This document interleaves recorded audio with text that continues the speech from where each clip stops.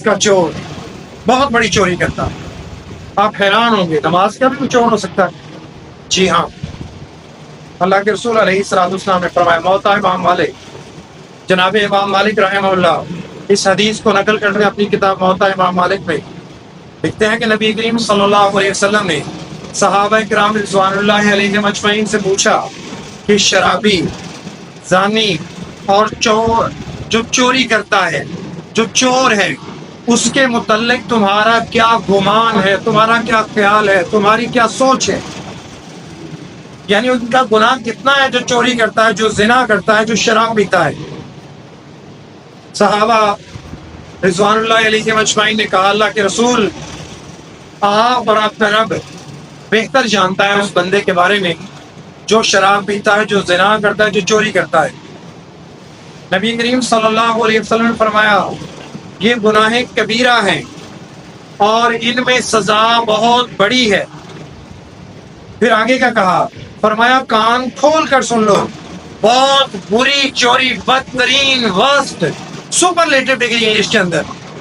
فرمایا، بدترین چوری کس کی ہے؟ اس کی بدترین، اس کا گناہ اس لیول کا بدترین تو ہے، لیکن اگر سپریم لیول تک دیکھا جائے، اگر اس کو بہت بڑے لیول تک دیکھا جائے تو اس سے بڑی چوری اس بندے کی ہے جو اپنی نماز میں چوری کرتا ہے۔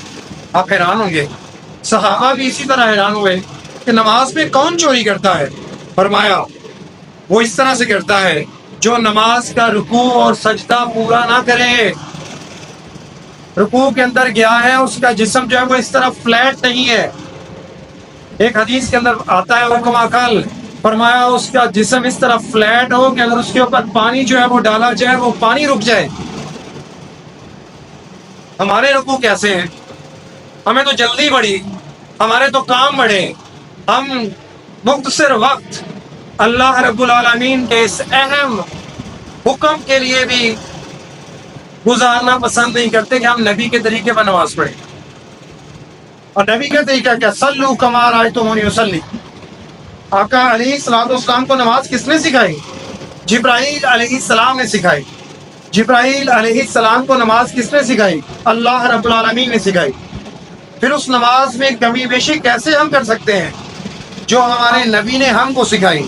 فرمایا، بہت بڑا چور ہے وہ جو نماز میں رکوع اور سجدہ جو ہے وہ پورا نہیں کرتا، وہ اصل چوری کرتا ہے نماز کے اندر۔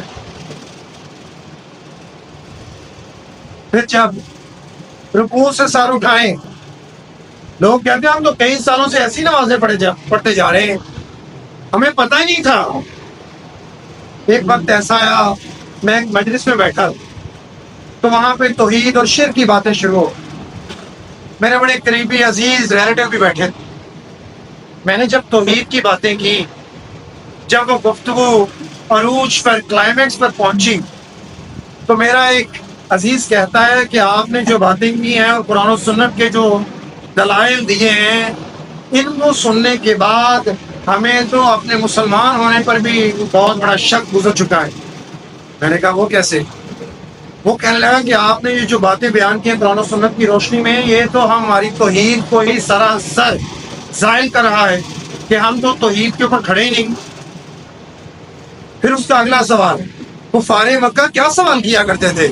وہ کہتے تھے، تو ہمیں ایک اللہ کی طرف بلاتا ہے، تو کہتا ہے کہ یہ سارے جو ہمارے بت ہیں، یہ ہمارے سفارشی جو ہیں ہم نے بنا رکھے ہیں کہ ہماری ان کے آگے اور ان کی اللہ کے آگے، تو کہتا ہے کہ یہ کسی نفع نقصان کے مالک نہیں ہے، ہم ان کو کیسے چھوڑ دیں؟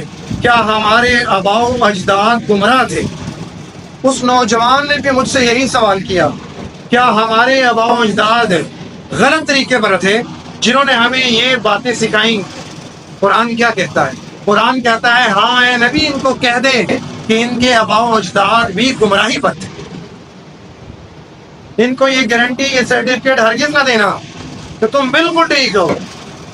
بات وہی ہوگی جو قرآن و سنت کے اوپر کی جائے گی، بات وہی ہوگی جو اللہ رب العالمین نے جبرائیل علیہ الصلوۃ والسلام کے ذریعے نبی کریم صلی اللہ علیہ وسلم پر نازل کی، وہی دین ہے، اور جو آقا علیہ الصلوۃ والسلام نے عمل کر کے دکھاتا، یہ دین ہے۔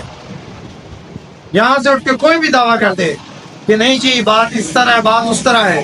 ہم اہل ایمان مسلمان اہل سنت والجماعت، ہم اس بات پر ہمارا عقیدہ ہے کہ ہم اس سے دلیل مطلب کریں گے کہ کیا میرے رب نے یہ بات کہی، کیا ہمارے پیغمبر علیہ الصلوۃ والسلام نے یہ بات کہی. اگر تو انہوں نے کہی ہے تو یہ بات ہمارے سر ماتھے، ہم اس کو قبول کرتے ہیں. میں نے وہی دلیل دی کہ ہاں اگر تو اسی چیز پر تھے تمہارے آبا و اجداد تو وہ بالکل گمراہی پر تھے، اس میں کوئی شک.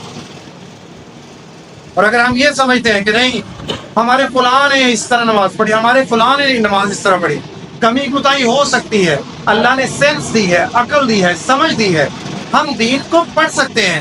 دین کو پڑھنے کے بعد جب ہم اختیار نہیں کرتے، ہمارے سامنے دلیل آ چکی ہوتی ہے اور ہم ضد، انا، تکبر، برادری ازم، جاہلیت، اس کی بنیاد پر جب رک جاتے ہیں کہ نہیں میں نے تو یہ کام نہیں کرنا، میرے باپ نے یہ کام نہیں کیا، میرے رشتہ دار نے یہ کام نہیں کیا، میری برادری یہ کام نہیں کرتی، میرا فرقہ یہ کام نہیں کرتا، پھر ہم اس سے باز آ جاتے ہیں. ہم نے کہتے ہیں کہ نہیں ہم نے اسی کے اوپر ڈٹے ہیں. صلو کما رأیتمونی اصلی. فرمایا نماز اس طرح پڑھنی پڑے گی جس طرح مجھے پڑھتے ہوئے دیکھا.